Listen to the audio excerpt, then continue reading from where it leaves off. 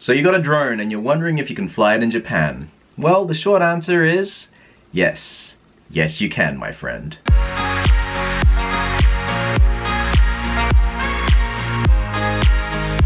What's up guys, my name is Lin Nyunt. We're up to day 16 of VEDA. We're past the halfway mark, onto the home stretch.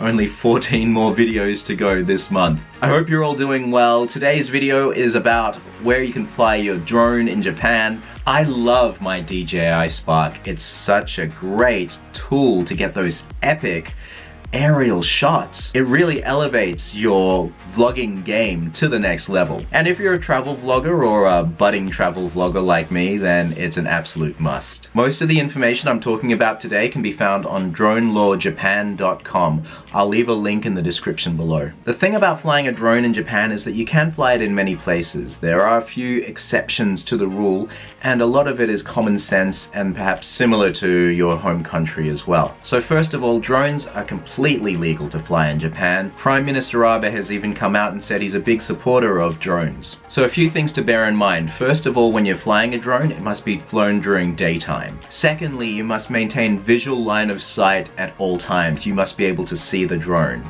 Third, you must maintain a certain operating distance between people and the ground or water surfaces. You can't operate the drone at events or places where people gather. You can't transport hazardous materials with your drone, such as explosives, for obvious reasons. And in the same vein, you can't drop items from your drone. Now, if you break any of these rules, you can face a fine up to 500,000 yen.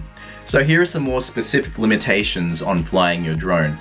First of all, you can't fly above 150 meters within airways or 250 meters elsewhere, and you can't fly within 9 kilometers of an airport. To be on the safe side, I fly below 150 meters anyway. Next, you can't fly in any of Tokyo's 81 parks or gardens, or in the city of Tokyo itself. If you break this rule, you may face a fine up to 50,000 yen.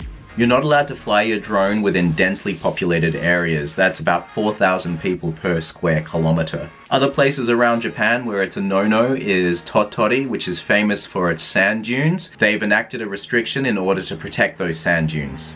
Also, at Himeji Castle, the castle grounds have absolutely prohibited drone flight. A couple of years ago, a man flying, taking some aerial photography, got a little bit too close and crashed his drone into the castle. Before I fly, I always consult the DJI Fly Safe Map, available on the DJI website.